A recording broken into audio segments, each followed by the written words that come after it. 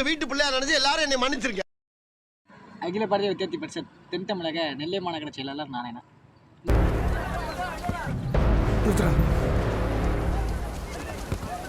சிட்டிங்கே தினசா இருக்கு.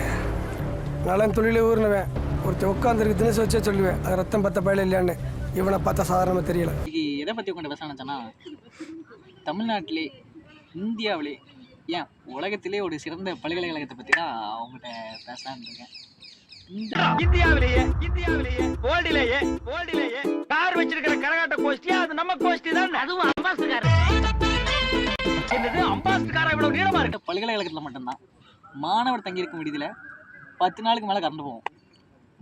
அனைத்து விவசாய திட்டங்களும் எல்லா திட்டம் யாரை பார்க்கணும் எங்க பார்க்கணும் அதுக்கு மாணவர்கள் தங்கியிருக்கும் விடுதியில கூழ் கலந்து சாப்பாடு இருக்கும். வேணா சட்னி கழிவுபட்டிருப்பீங்க. இது வண்டு உளுந்த சட்னி, பூச்சி உளுந்த சட்னி அதான் இருக்கும். கேட்டா கறந்து இல்லாமாங்க. கறந்து எல்லாம் அட்டி பூச்சி உளுந்த சட்னி சாப்பிட முடிய மாட்டேன். கரப்பா பூச்சி கிடக்க அதை பார்த்துக்கிட்டு அப்படி சாப்பிடுற. அட ஆமா, ரசத்துல கரப்பாம்பூச்சி தானே கிடந்துச்சு. சாம்பார்ல என்ன கிடந்து தெரியுமா? என்ன கிடந்துச்சு? பெருச்சாளி. பங்காளி இதையே தூக்கி போட்டு தூர் வாரிட்டு இருக்கேன். சரி சரி மோரை ஊத்து. அதுல பூனை கிடக்குதான்னு பாப்பா. ஊத்து. நெடையது நியாயம். வேற பார்த்தீங்கன்னா, மாணவர்கள் மாணவிகளோட விடுதியில மிகவும் சுத்திகரிக்கப்பட்ட ஹைஜீனான ரெஸ்ட் ரூம்ஸ், பாத்ரூம், கழிவறைகளை நம்மளால் காண முடியும். அந்த கழிவறைகளை யூஸ் பண்ணுற மாணவர்களுக்கு எந்தவித நோயும் அண்டாது என்பது மிகவும் உண்மைத்தக்கது. இதை நான் சொல்லலை, நீங்கள் வேணால் உள்ளே வந்து பார்த்தீங்கன்னாலே தெரியும். வேறு இதே பல்கலைக்கழகத்தில் உள்ள கண்ட்ரோலர், எக்ஸாமினேஷன் டிபார்ட்மெண்ட், இங்கே பானர்ஜியை காணோம். என்னைய தேடுறாங்க. இதான் இங்க இருக்க மாட்டா. என்னைய குள்ள சொல்ல பாக்குறாங்க. நடக்காதா, நான் இங்க இல்ல. ஐயோ, என்ன நானே போட்டு கொடுத்துட்டேனே. டிபார்ட்மெண்ட்.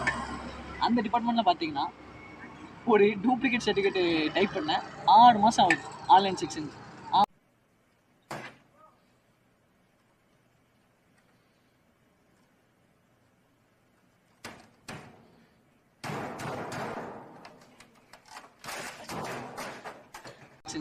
ஆறு மாசமா ஒருத்தன் உட்காந்து டைப் அடிக்கான். இது எப்படி இருக்குன்னா, என்னடா சொல்றீங்க, கம்பி கட்டுற கதையெல்லாம் எடுத்து போட முடியும் இருக்கும். என்னென்ன சொல்றோம் பாருங்க, கம்பி கட்டுற கதையெல்லாம் எடுத்து போடுறாங்க. இன்று போய் நாளை வான்ட்டு ஏதாவது ஒரு சர்டிஃபிகேட் எடுத்து போடணும், ஏதோ ஒரு பிரச்சனை சம்மந்தப்பட்ட கட்டு பண்ணணும். நாளைக்கு வாங்க நாளைக்கு வச்சு வாங்க. வெள்ளிக்கிழமை வந்துடுறேன். நாளைக்கு 8 மணிக்கு வா. சரிண்ணே. வாசல்ல போய் நிப்ப ரஜினி. நின்னு கால் வலி வந்தது தான் மிச்சம். அந்த ஆள் என் மூஞ்சிய கூட பார்க்கல. சரி வாங்கப்பா, 8 மணிக்கு வா. அந்த ஆளை தவிர அந்த ஏரியாவில் இருக்கிற புள்ள பூச்சி வரைக்கும் எனக்கு ஃப்ரெண்ட் ஆயிடுச்சு ரஜினி. வணக்கண்ணே. 8 மணிக்கு வா.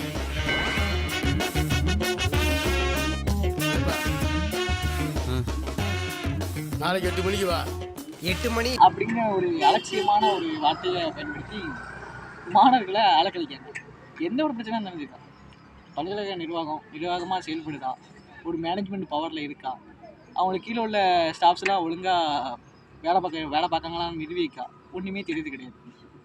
ஆளுங்க உன்னை பார்த்தா பயப்படுவாங்க, ஆனால் என்னோட ஆளை பார்த்தா எனக்கே பயம்.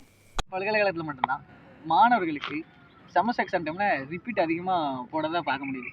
ரிப்பீட்டு ஃபெயில் ஆக்கினதே நான் தாங்க. ஏன்? ஆமாம், இன்டர்வியூ மார்க்கில் 5 மார்க் தான் போட்டேன். ரொம்ப கொழுப்பு பிடிச்சவங்க. அந்த திமிர்த்து நம்ம காட்டுவேன், எடுத்து பேசுவான். பசங்களை கூட்டு சேர்ந்துக்கிட்டு ரவுடி தரம் பண்ணுறதா உனக்கு வேலையே. சும்மா விட சொல்றீங்களா? அவனெல்லாம் போட்டு இது பண்ணிட்டு என்னங்க.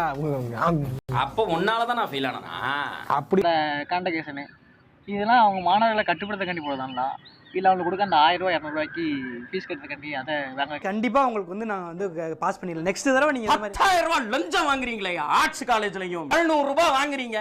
வாங்கி அதுலயும் ஊழல். வெக்கமா இல்ல? எப்படியா நீங்க எல்லாம் ப்ரொஃபஸரா இருக்கீங்க? இந்த ஒரு தடவை மட்டும் உங்க வீட்ல எப்படி லெக்சரரா இருக்கீங்க? ஒரு தடவை மட்டும் வீட்ல சமாளிங்க. வீட்ல நீ பேரண்ட்ஸ்க்கு எங்க அப்பா கிட்ட நீ வந்து பேசி பாக்குறியா? என்ன செருப்பால் அடிக்கிறான்டா. வெக்கமா இல்ல? செருப்பால் அடிக்கிறான். அதெல்லாம் நீ வந்து வாங்குவியா? உங்க அக்கா யுனிவர்சிட்டி மண்ணாங்கட்டி வந்து வாங்குமா? அண்ணாச்சி நீங்க கோவமா இருக்கீங்க. கேண்டீன்ல போய் பேசுவாங்க. என்ன கேண்டீன்ல வடை 10 ரூபாய்க்கு விக்கிறான். எங்க அப்பா 5 ரூபாய் தான் கொடுத்து விடுறாரு. வெக்கமா இல்ல? தெரியல. அதுவும் ஒரு குறிப்பிட்ட ஒரு டிபார்ட்மெண்ட்ல ஒரு வேலை இருக்குமோ ஒரு வேலை இருக்குமோ. அதிகமான மாணவர்களுக்கு ரிப்பீட் உள்ளப்படுது. இது உலக அதிசயமா கூட கருதலாம். எப்படி ஏன் பேய் எப்படி தோட்டத்துல பால் வருது? அது எப்படி வர பால் வருது? அப்படியே போட்டனா நான் கேட்டது என்கிட்ட திருப்பி கேளு. ஏன் திமுங்களா எப்படி? அதான் முதல்ல நானும் யோசிக்கிறேன், ஆனா எதுவும் வரமாட்டேன். எது பாலா? இல்ல யோசனை. ரிப்பீட் பண்ணிருந்தேன். அந்த பசங்க தான் அண்ணன் நான் கிளாஸ்ல தான் இருந்தேன், அட்டெண்டன்ஸ் இருக்கு, இருந்தாலும் ரிப்பீட் போடுறாங்க அப்படின்னு சொல்லுவாங்க. எப்படி தான் ரிப்பீட் போடுறாங்க எனக்கும் தெரியல, மாயமா இருக்கு. அதுவும் இந்த செட்டப் பண்ணிருப்ப நீ கிளாஸ் செட்டப் பண்ணி பண்ணல சார். பல்கலைக்கழகத்துல தான் இல்லை, இந்த பல்கலைக்கழகத்துக்கு நேக்கில் A++ சான்றிதழ் வழங்கியிருக்காங்க. அது எப்படி வழங்கினாங்கன்னு நம்ம விசி ஐயாவுக்கு தான் தெரியும், நம்ம ஒன்றும் சொல்கிறதுக்கு இல்லை.